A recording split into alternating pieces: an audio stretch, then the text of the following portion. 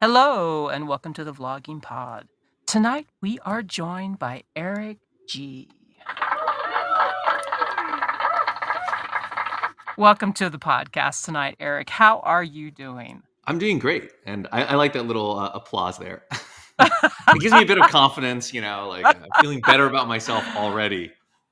Right? I do love my soundboard. I'll have to be honest with you. I only ever use two of them. It's the music intro and the cheer, but I have like tons. I mean, I can give you a kiss. We can do Pretty Boy over here. We have lots. I just never use it. When I talk too much, the gong or something like that cut me off. I don't know. What do I even have for a gong here? Let's see. Oh my gosh. Nope, that's Oh, music. Yeah, we'll just give you another pause. We'll do oh, okay. that. We have some gunshots. That might do it. Okay, then I'll know. If I hear the gunshots, I'm gonna duck and I'll stop talking. Okay. So now we're having a lot of fun. So I enjoyed that right off the bat. And your book, let's talk a little bit about that because that is a lot of fun when you talk about personality. So go ahead and give us the title and the purpose of your book. Oh, so the book is called The Power of Personality, and there's a subtitle as well that I do not remember, but it's something along the lines of unlocking the secrets to understanding everyone in your life, including yourself. I hope I got that Yes, you correct. got it. Did I get? Yes, Oh, right down to the letter because I'm looking at your website on another screen and you got it right down to the letter. you can tell I didn't write that subtitle, but yeah. And my book is basically just it's about personality types. People who Mhm. read it will basically learn how to become a personality test, essentially. Because I know there's a lot of different kind of methodologies dealing with personality. My big pet peeve was always that in those books, there's like a little test in the beginning, and then people take this test, and then the whole book is just a bunch of prescriptions, right? But I'm always like, yeah, but Mm. if you're taking this little small test, what if you got the diagnosis wrong? And then you got this whole book on prescriptions, but it's just going to mess you up. So my idea was to write a book that actually teaches people how to read people better, and become the test, essentially. And that's what I wrote it for, is to teach people how to understand the people around them. That's very interesting. Now, I'll be honest with you, when we first reached out for a connection for this podcast, I mentioned your idealism and your book to my husband, and he said it was an absolute must that I must have you on. Um, they've done similar project as his work, and he found it very insightful. So I was like, yes, he must be on our podcast. Right, and it's a lot of fun. I mean, a lot of people. I mean, who doesn't like talking about themselves, right? So when you start talking about personality types, you're essentially talking about the person, and you're asking them questions about themselves. And the nice thing about using personality types, though, is especially when you get to some of the negative commentary, it's like one bit removed, right? Where you're just like, oh yeah, and the elephant type is a lot like this, and they're kind of like nosy and a gossip, but in Mhm. essentially, you're telling that person they are a nosy person and they're a gossip, but you're not really, essentially. And so that's the beauty also of talking with personality types. It's a great middleman, Right. especially dealing with the negative stuff. Now, you mentioned elephant type. So, your type of personality, you refer them to animals? Yeah, what I found, I grew up MBTI, Myers Briggs, and studying that quite a bit. And what I found is a lot of people forget their letters, especially the people who are not particularly interested and were forced to do it in school. They're just like, yeah, I don't know. I was like, an IMLJ, is that they get this weird letter combination. And so I decided to use animals because it's really easy to remember. Everyone knows if you say someone's a shark, everyone knows if you say someone's Mm. a fox, people automatically know how that person is, right? They think James Bond, they think Han Solo, they think that sly, clever person. So that's why I decided to use animals, because I think that's just a natural thing that people can understand. Very interesting. So, now being a personality definer book, what would you think differentiates your book in comparison to other books of similar quality? I think it's the focus on the values. So it's not more. A lot of times, a lot of personality methodologies focus on what people do, right? Because it's easy. What can you see? Someone's introverted or someone's extroverted because they have a lot of energy around people, or they don't, or they like doing this particular activity, so they probably have this personality. And for me, I always like to say everyone can do everything. It doesn't matter. Like everyone has the power to do whatever you want. I'm not going to restrict you and tell you, oh no, you're this personality type, so you can never be a juggler. Like if Mm, that's your main goal.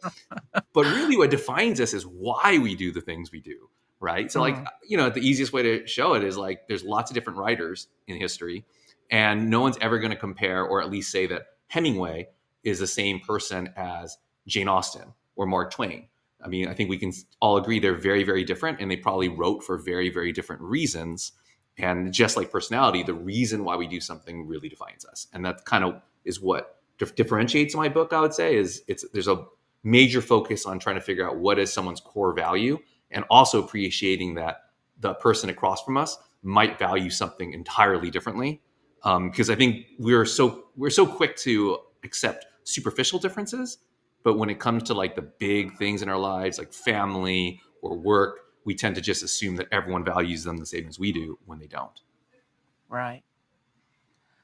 I that falls in a lot of line.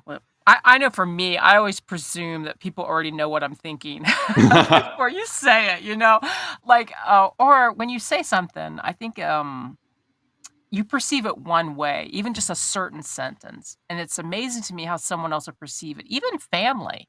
You think, oh, they'll understand what I mean. And then you seem to have a lengthy conversation over one sentence type because it's perceived in so many different ways. Oh yeah. Um, The one example I always give is like, I had an education company for about a decade, and I owned that, and I taught my teachers how to use this methodology so that they could understand and treat their students individually, because we worked mhm, with students at a one-to-one level. And, there are different personality types, and generally teachers often fall under one personality type, which favors safety and security. That's like their number one value, which makes sense mhm, that teachers would favor that.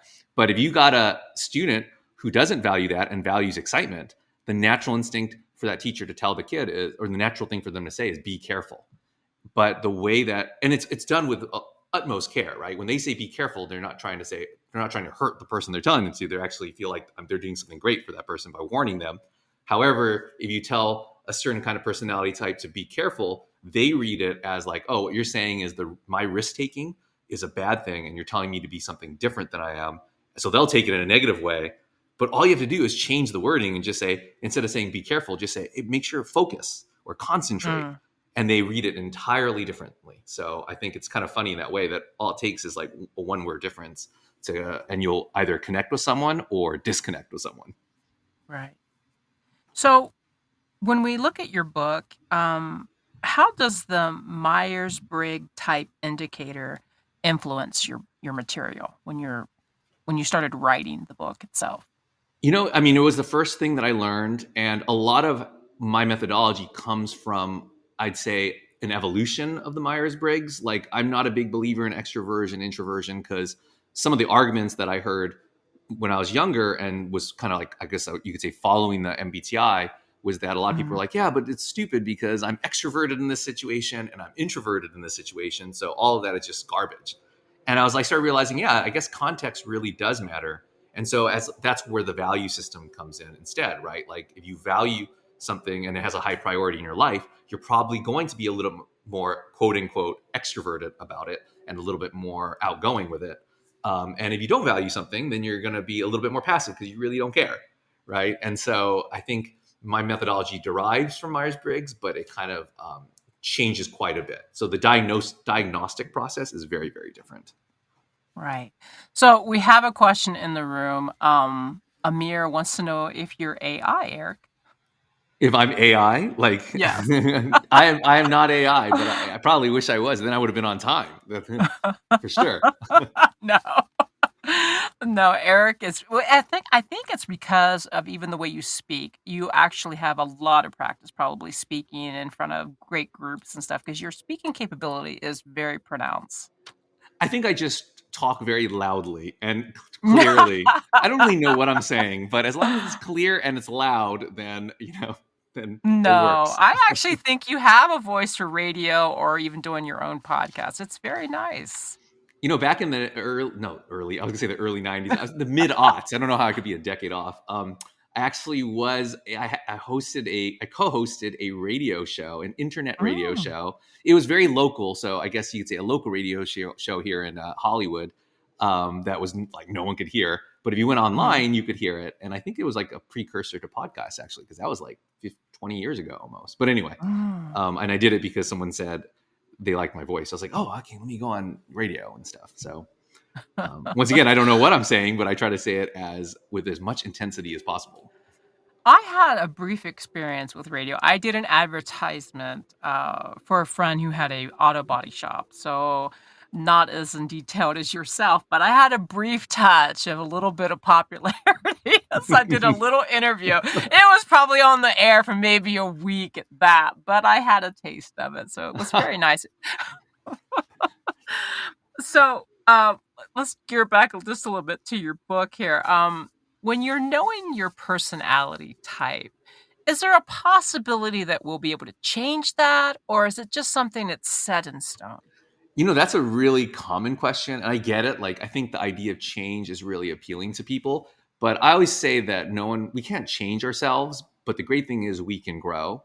Of Mhm. course, there's a danger of growing into a worse version of ourselves, but there's Mm, also the potential to grow into a better version of ourselves. So, and knowing who we are and who we truly are helps us grow into that better version, right? So we can kind of avoid some of the pitfalls and some of our flaws. mhm. It's a danger to say like you can change, because I always feel like when people say, oh, it's possible for you to change, really what they're saying is they want you to change into something that they want, right? Like that's what they Mm, really like. Oh no, I don't want you to be like flexible and stuff. You can change and be more quote unquote responsible. But what they really mean is more structured and organized, maybe like themselves, or vice right. versa. So yeah, I always say, I'm dealing with animal types, right? So I always say puppies don't grow into cats; they grow into dogs, and Right, very much like us, we grow into versions of ourselves. right. So yeah. It is humorous on that.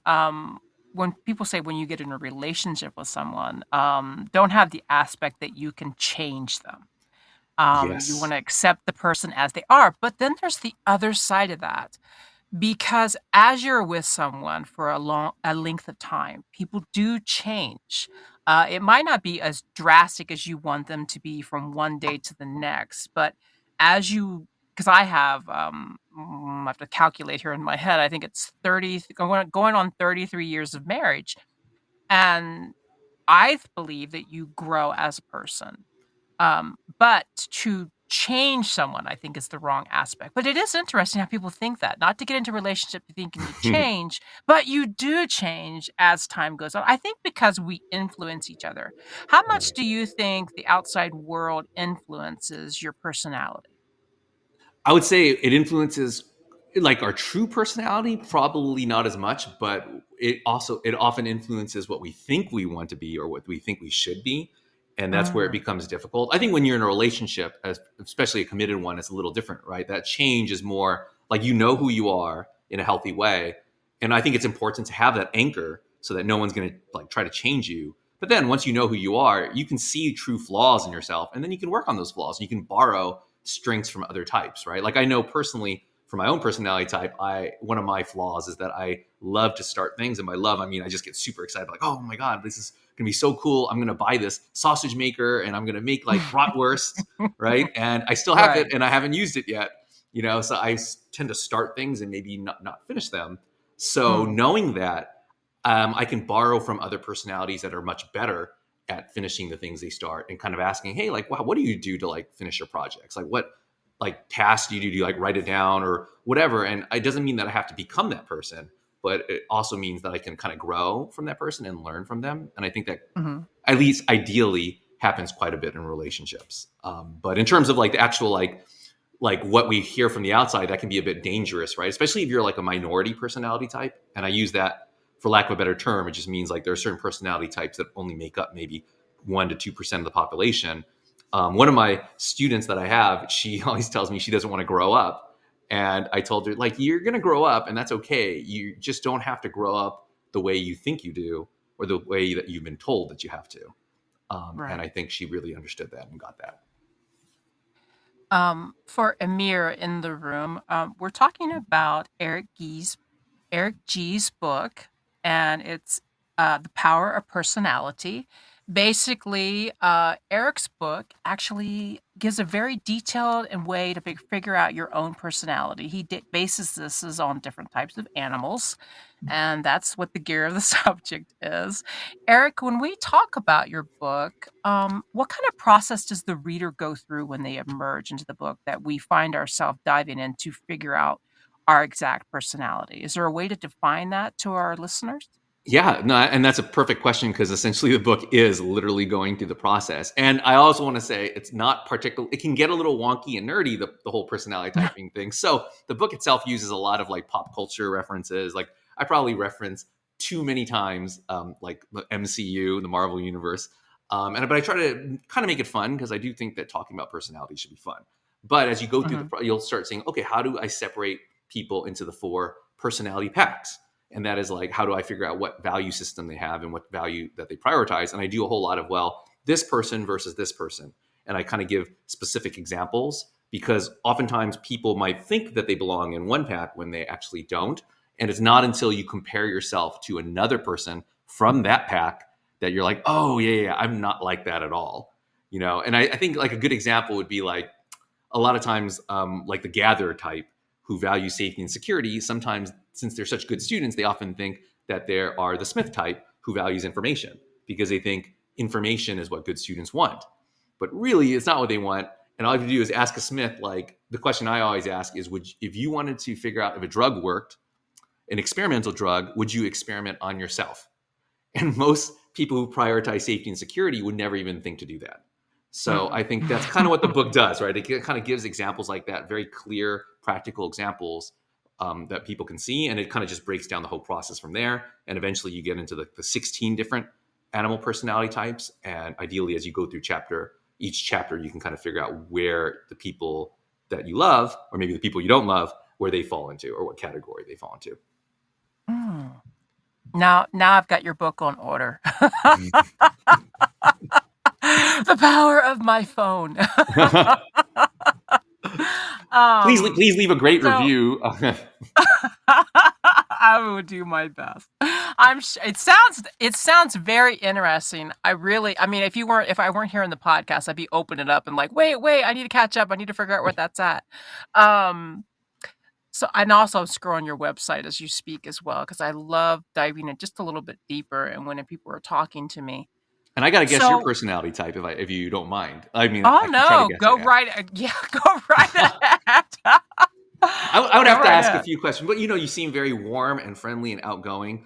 Mhm. And you're really interested in this topic. And generally, not every person is interested in like personality. Like some people are like, what? Well, some people don't really like it. They're like, don't put me into a category. And I'm like, actually, the funny thing is the people who do that tend to put people into boxes too. It's just, they Oh just put yeah. them into simpler boxes, right? They're like, oh, this person's a type A.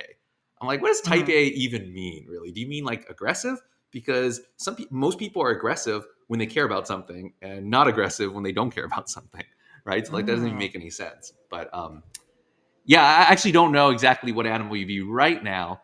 But I would say maybe something like a dolphin or what would you say would be your biggest flaw? Like if you had to say the worst aspect of yourself, where you're Oh like, my God, I wish I could gosh. change this. Oh, you're diving into a long list. Pull out number one, whatever's on the first bullet Um, point. right now I'm a protagonist. I put off a lot of things. Mm, I've had some turmoil the last few years and also right now because of everything that's happening in our society, it's really made me pull back because I have published like 15 books and I still have like 5 or 6 on my desk that I have not finished. And, huh. um, and this is after a certain amount of years. 'Cause I think, all right, last book that I published, I was writing it for like 8 years and I just now published, I think, last year or the year before. So I would say protagonist. I have not pushed ahead. It's been hard for me to get over personal struggles and then when there's big collapse around, you know what I mean? I get Hmm. sidetracked, so I'm putting the things off. So I say protagonist would be my Okay. biggest. I think you might be a baboon. Baboons, like, to just get a little nerdy here, baboons Mm. fall into the shaman pack, And the shamans, you know how I said, like, there's a gather pack and they favor safety and security, and there's the smiths who favor information. Shamans Mm-hmm. favor prioritize self-knowledge. So Mm. that seems to be a value for you, like discovering yourself, and also self-knowledge, meaning like helping other people discover it as Yes. well. Mm-hmm. And then within that shaman pack, there are 4 animals. And the biggest procrastinator of all of them is the baboon. I'm a baboon as well. So that's my guess. I would just say you seem like you project your energy like a baboon would. Mm-hmm. And that is, procrastination is the big thing for baboons. They just like start something and they're like, okay, I don't think I'm going to finish this. They just get too excited about other projects Yeah. too, right? I They're, do that too. I really do. Like I'll start one book and be like, "Oh," and you'll have an idea in the book, and you're like, "I should write a book exactly about that." That explains why I have like 5 unfinished. yeah, like you just start, it's the type who starts a story and then they get Mm. sidetracked onto a detail. I'm like, oh no, I want to kind of write this kind of story. And, when you're writing, like I used to, a lot of my academic background was in screenwriting. And so I'd write these scripts and I was like, no, if I'm writing a script, I really can't watch that many movies, because the problem is you end up watching a movie that's entirely different than the script you're writing. And then you want to write that kind of movie, right? You're like, oh, I got to make it into a noir now. I'm like, dude, you're writing a rom-com. Like, don't get distracted. Oh, I totally understand that. I've often tell people that I'm like a dog, like squirrel, and Right. then it's totally off. Yeah, you chase a squirrel and then someone throws a frisbee over your head and then you go looking for that. Yes, yes, I'm totally that way. Um, so now, when you're defining, what are the types? Okay, wait a minute. So as we know our defining types, are we able to change that in any way? I know we were talking just a little bit that you're pretty much your personality stays the same, right? Right. But are there any like little triggers where you can change those or estimate? You know what I mean? Like tweak them. Oh yeah, for sure. Like I think it's always a constant struggle, right? To like make sure you Hmm. don't lose the strong parts of yourself, but also kind of work on the weaker parts of yourself, right? So I mean, speaking from a baboon, as I mentioned before, it's like the weakness of baboon is following through on some of the things. And Hmm. I would recommend like talking to some of the personality types that are very good at following through on things. Now, of course, they don't necessarily take on as many projects, right? And they are themselves are going to Right. have some tremendous flaws that you can help them with, right? Yeah. Oftentimes, maybe they don't ask for help, right? But at the very end of the day, I think there's a lot of strength in telling someone, hey, like, I think I like the way you do this.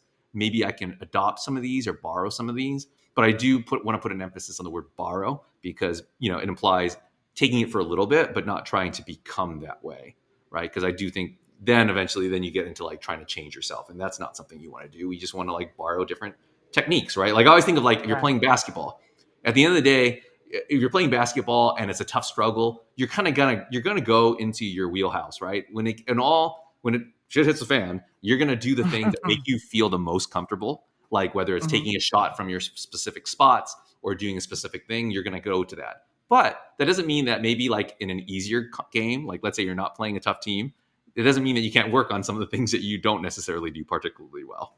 So Right. So, as we're reaching the end of our podcast tonight, I'd love to know what kind of insights would you like to leave to our listeners? I think it's kind of, it's going to sound redundant because we've been talking about it, but I'm really want to emphasize that you got to find your anchor first. And find that anchor means find out your personality so that no one's going to change that. Find what strengths you have. And then from there, you can kind of borrow from other types. Because it kind of reminds me, I was watching this, sorry, this is me quite a bit of a story, but I was watching this show called The Diplomat. And in the Oh, show, I've watched that too. oh yeah. Yes. And I don't know if it's a spoiler for season 2. Have you seen season 2? No, so don't tell me too Oh, much. I haven't finished oh, it. all I'm going to say is them, not the main character, but her husband, Rufus, played by Rufus Sewell, was Oh, great, fantastic. he's so in depth. I haven't finished the last couple episodes, so don't tell me the ending. I don't want, I'm not going to tell and especially not for plot, but he's a baboon, so Hmm. that's another reason to like him.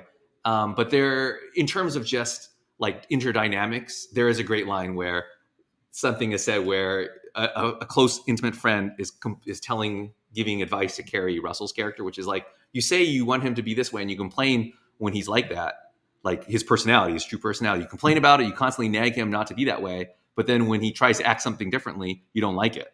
So at the end of the day, it's like one of those things where if you're attracted to someone, especially in a relationship, you're generally attracted to them because of the ways they're different than you. And so, but Mm, the funny thing is, then you get into a relationship with them, and then for some reason, we try to change them to be more like us. And then when we actually get successful, maybe, and they start acting like us, then we don't like it because, like, oh, they're not attractive anymore because they become us and they aren't like different. They don't feel as complimentary. And so, right. sorry, that was a lot of to No, leave someone no. with, but yeah, No, no.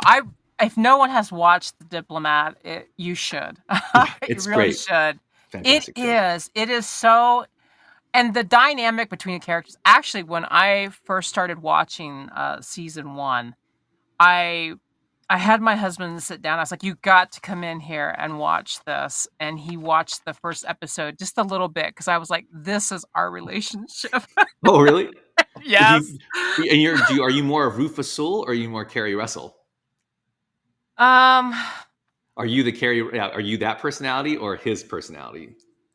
oh, I think it's kind of a mix at times, but their reaction to each other, it just made me feel like because my husband always has, um, oh, he's very cocky, but he's usually right, and that's what Mm. usually makes me upset, is that he's usually right, but it's the way he comes off about it. It's like, "Really? Really?" It's just to put this in normal, we were at the prescription the other day, I was picking up my prescriptions, and I was telling the lady too much information. Hello, I run a podcast, hello. So, I tell too much as it is. That's my job, to start a story there. And my husband's like, "She doesn't need to hear all your information." And as we walk away, I'm like, "Why do you always do that?" You know what I mean? So, Right. yeah, he's right, but it's like, do I need to hear that you reprimanded me in front of her? You know what I mean? Right, but you know what? If Um, you stopped talking, if you just never said anything at all, then he'd be like, "Why are you so quiet? Like, I don't understand. yes. Like, what happened? Are you mad at me? Like, or something like that's when you know that's what And he likes it's about you, right? yeah, it's totally like that. It really is. And if he were different, I'd be like, "What's wrong with you? What have you done? Have you been cloned?" Yeah, I do think there's nothing wrong with a little argument. Like they always say that with Mhm. screenwriting, right, or storytelling. Like if you don't have conflict, you don't have anything. And I think same with like Well, a relationship. A little conflict's okay. yeah, well, and I think because we don't shy about it. We don't hide anything. When we have a problem with each other, even if we are at CVS, we say it. And what trust me, it was only a few steps away from the counter that I was like, "Why do you have to do that?" So, yeah, I fully agree. I am totally entranced with your book. I cannot wait to dive into the pages. I want to thank you so much for being with us tonight. Oh, thank you so much for having me, Ari. Anytime, our door is always open to you, Eric. I really enjoyed you being here. Thanks. I want to thank our listeners. Until next time, bye bye for now.